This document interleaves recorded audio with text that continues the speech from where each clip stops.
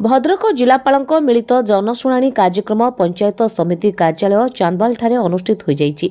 जिलापाल श्रीजुक्त दिलीप कुमार राउतराय, आरक्षी अधीक्षक मनोज कुमार राउत, अतिरिक्त जिलापाल साधारण सरोज दत्त, मुख्य उन्नयन अधिकारी जिला परिषद शुभेन्द्र सामल, मुख्य चिकित्सा अधिकारी डॉक्टर सुधीरंजन नायक, उपजिलापाल सौरभ चक्रवर्ती, डेप्यूटी कलेक्टर ज्ञानरंजन साहू, गोष्ठी उन्नयन अधिकारी चांदवाली संजीव महापात्र, तहसीलदार चांदवाली भवतोष मल्लिक एवं अन्य विभाग अधिकारी माने जोग देथिले।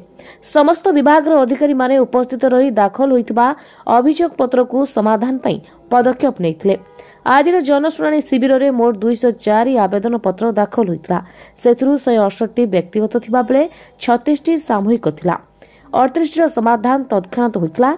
मुख्यमंत्री रिलीफ पांठि 2 जन को एवं रेडक्रॉस 3 जन को मोट 37,000 टंका प्रदान करा जायतिला।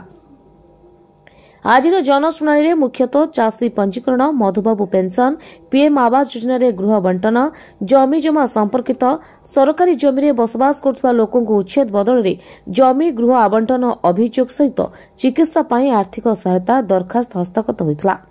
एवं रेड क्रॉस एवं चीफ मिनिस्टर रिलीफ फंड रु मध्य आमे पाखापाखि 25,000 टंका आज तत्क्षणात सैंक्शन करिछु। नहीं मु तो एक कथा आपन तो फर्स्ट टाइम शुणुची। जदि सूचना फलक नहीं ताले एटा सरकार नीतिर विरुद्धाचरण होउची तो निश्चित भाव में आम कनसर्न कर्तृपक्ष को कहूँ ना आम देखीदेवी कथा। भद्रक जिलूर शुभ्रजित पाल रिपोर्ट, ओडिशा 24 खबर।